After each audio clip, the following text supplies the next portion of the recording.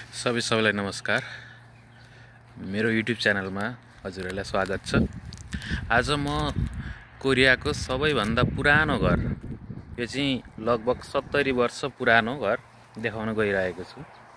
यसको इतिहास धेरै लामो छ र नेपालमा जस्तै यो घर चाहिँ छोडेर यहाँका मान्छेहरू धेरै अधिकांशहरू चाहिँ सौलतिर गएर बस्ने गर्छन्। त्यो कारणले गर्दा हाम्रो घर गाउँ जस्तै नै यहाँ पनि छोडेर जाने प्रचलन छ। गाउँमा मान्छेहरू एकदमै कम बस्ने र यस्तो राम्रो घर पनि छोडेर कोरियनहरू चाहिँ सहरतिर सौलतिर गएर अपार्टतिर बसोबास गर्ने गर्दछन्। आज म तपाईहरुलाई यो घरको सम्पूर्ण 70 वर्ष पुरानो घरको चाहिँ सम्पूर्ण विवरण कसरी बनेको रहेछ र कोरियनहरूको घर कस्तो हुँदो रहेछ भनेर म हजुरहरूलाई सबै कुरा देखाउन गइरहेको छु। अब जाउँ त भित्र गएर के रहेछ कसो रहेछ यो घरको गतिविधि हेरौँ है त। यसरी झारपा लागेको छ। यो घरमा मान्छे पहिले काठको चाहिँ नेपालमा जस्तै वास्तुकला चाहिँ यहाँ पनि रहेको छ। पर देख्न सक्नुहुन्छ मन्दिर जस्तो छ।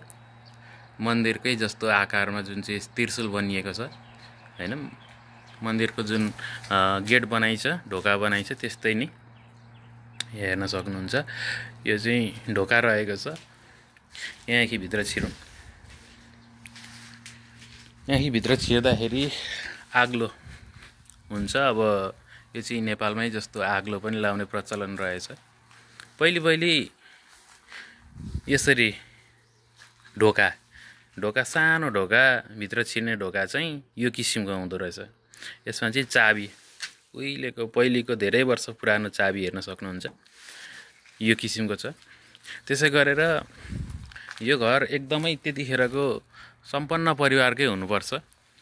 यहाँ माथि चाहिँ कस्तो हुँदो रहेछ भन्दाखेरि यो छानामा चाहिँ माटो लगाइएको छ। यो सबै माटो पोतेर त्यस पछाडि चुना लगाइएको छ। त्यसो गर्दाखेरि चाहिँ यहाँनेरि एकदम एयर कन्डिसनको काम गर्थ्यो होला पहिले। त्यो किसिमको छ भने भित्र कोठाहरू चाहिँ यस्तो छ। यस्तो प्रकारको कोठाहरू हुँदो रहेछ। यस्तो भुइँमा सुत्ने प्रचलन कोरियामा चाहिँ यस्तै भुइँमा सुत्ने प्रचलन छ। सानो एउटा दराज जस्तो राखिएको छ। त्यसै गरेर यो घर फेरि यो सामान्य नै छ। उहाँहरूको पहिले कोरियनहरूको चाहिँ के रहेछ भन्दाखेरि एउटा इन्ट्रान्स गेट भित्र छिर्ने देखि लिएर त्यस पछाडि एउटा घर चाहिँ यस्तो प्रकारको रहेको छ। र म तपाईहरुलाई देखाउँदै जान्दैछु।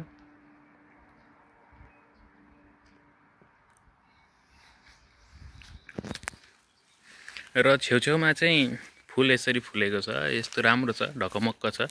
तर तपाईहरुले हेर्न सक्नुहुन्छ यहाँ चाहिँ नजिकै च्यान यसरी घर यही छ। यो च्यान हो। यसरी च्यान चाहिँ यसरी यो सबै च्यान हो। यो माथि डाँडासम्म सबै च्यानै रहेको छ। त्यसै गरेर उता माथि यो जङ्गल सबै च्यान रहेको छ। ती सबै अग्ला जति सबै च्यान रहेछ। घर यहाँ छ, हेर्नु होला। घर यो हो, च्यान यो हो। यो सबै च्यान हो। अब यसरी घरकै नजिक च्यान चाहिँ नेपालमा चाहिँ हुँदैन। यहाँ चाहिँ अब यहाँका मान्छेहरू चाहिँ डराउँदैनन्, च्यानदेखि डराउँदैनन्। त्यही भएर घरकै छेउमा यिनीहरूले यसरी च्यानहरू चाहिँ राख्ने गर्दछन्। तर नेपालमा चाहिँ अब अधिकांश च्यान भएको बाटोमै त हिँड्दैनन् भनेपछि धेरै डर हुन्छ। तर यहाँ चाहिँ त्यस्तो डराउँदैनन्।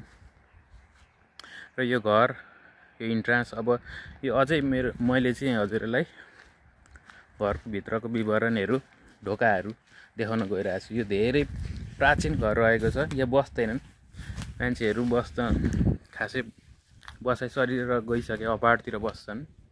यसरी माथि यस्तो यो चाइनिज अक्षर, पहिलेको अक्षर, कोरियन लिपि नहुँदाको अक्षरहरू उहाँहरूले चाहिँ यस्तो प्रयोग गर्दा रहेछ। त्यस पछाडि यो चाहिँ पछाडि नै होला यो लगाएको। यो चाहिँ बिजुलीको तारहरू लगाएको छ। यो किसिमको छ। यसरी बिमहरू पनि यस्तो छ। ओ त्यहाँ हेर्न सक्नुहुन्छ, यो चाहिँ पहिलेको बिजुलीको यो किसिमको हुँदो रहेछ, बल्बहरू होला। ढोकाहरू यो किसिमको रहेछ। पहिलेको ढोकाको काठको ढोका हुनुपर्छ।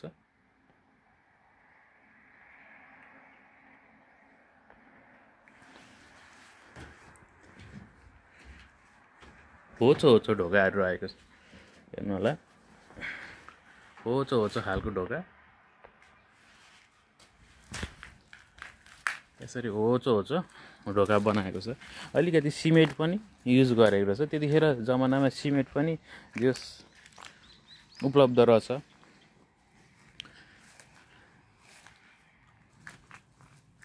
र यो चाहिँ बरेन्डा हामी भन्छौँ नि, बरेन्डा जस्तै उनीहरू बस्ने यस्तो हुन्छ। र माथि चाहिँ सबै यसरी कडी लगाएर चाहिँ माथि चाहिँ माटो छापेर, यो खाँबाहरू पनि एकदम दरो दरो। अहिलेसम्म पोचिएको छैन, यो धेरै वर्ष पुरानो घर भएर पनि। माथि पनि त्यस्तै छ, घरहरू हेर्नु सक्नुहुन्छ। त्यसै गरेर ढोकाहरू यस्तो सानो सानो छ, झ्याल छ यस्तो, झ्याल पहिलेको झ्याल यस्तो रहेछ। त्यतिखेरको जमाना यसरी कब्जा चुक्कलहरू पनि लगाइएको छ। यो सबै माटोले बनिएको, यो सबै। यो चाहिँ सिमेन्ट छ भने माथि यो पछाडि लगाएको हुनुपर्छ। यो चाहिँ माथि सबै माटो छापेको, माटोकै हो यो, सबै माटोको हो। त्यस पछाडि चुना लगाएको, यो उक्किएर गएको छ, यो पनि सबै माटोकै हो। र यो एउटा सबै पुरानो घरमा चाहिँ यस्तो चिम्नी हुन्छ, यो हेर्नु होला। यो चिम्नी चाहिँ के हो भन्दाखेरि पहिले बिजुली नहुँदाखेरि, इलेक्ट्रिक नहुँदाखेरि चाहिँ यहाँ चाहिँ अब 6 महिनासम्म चिसो हिउँ पर्दाखेरि कसरी यहाँका मान्छे बाँच्थे भन्दाखेरि चाहिँ आगो फुकेर, भित्र एउटा आगो फुक्ने पनि छ, भित्र चाबी लागेको छ हो। त्यो आगो फुक्ने चाहिँ चुलो हुन्छ। चुलोदेखि चाहिँ यसरी भित्रैदेखि ल्याएर चाहिँ यो ढोका, यो भित्र कोठामा चाहिँ धुवाँ चाहिँ भित्रभित्रै घुमाइएको हुन्छ। त्यसपछि त्यही धुवाँ चाहिँ यहाँ ल्याएर चाहिँ यसरी चिम्नीदेखि चाहिँ माथि जान्छ। यसरी माथि हेर्नु होला। यो चाहिँ पहिलेको घरहरूमा यस्तो सबैको यस्तो घरहरू हुने गर्छ। र माथि छानोमा चाहिँ हेर्नु होला, यो टायल चाहिँ एकदम पुरानो, पहिले गुम्बाहरूमा पनि, यहाँ हुँदीको गुम्बाहरूमा पनि यस्तै टायल लगाएको हुन्छ। अनि यो पहिलेको सबै टायलै यस्तो युज गर्दा रहेछन्, त्यो किसिमको थियो। र यसरी वाल पनि लगाइएको छ। वालको माथि चाहिँ सबै टायल छ, सबै देख्न सकिन्छ। र त्यो बेलाको स्विच हेर्न सक्नुहुन्छ, यो चाहिँ स्विच हो। अब यो कसरी युज गर्ने यो चाहिँ के थाहा भएन, यो किसिमको स्विच हुँदो रहेछ। अनि उहाँ माथि देख्नु भएको छ, यो चाहिँ बल्ब थियो त्यो जमानाको। अनि यसरी नै वायरिङ गरेर यसरी उता माथिदेखि भित्र लगिएको छ, हेर्न सक्नुहुन्छ। त्यसै गरेर वास्तुकलामा पनि पहिलेको घरहरूमा यस्तो खालको वास्तुकला चाहिँ रहेछ। बुट्टाहरू पनि एकदम राम्रो कोरिएको छ, हेर्न सक्नुहुन्छ। 60 वर्ष पुरानो घरमा पनि यस बुट्टाहरू चाहिँ राम्रै कोरिएको। यो झ्याल ढोकामा पनि बुट्टाहरू राम्रो बनाइएको छ। यसरी त्यो जमानाको कब्जा हेर्न सक्नुहुन्छ, यो किसिमको रहेछ कब्जा।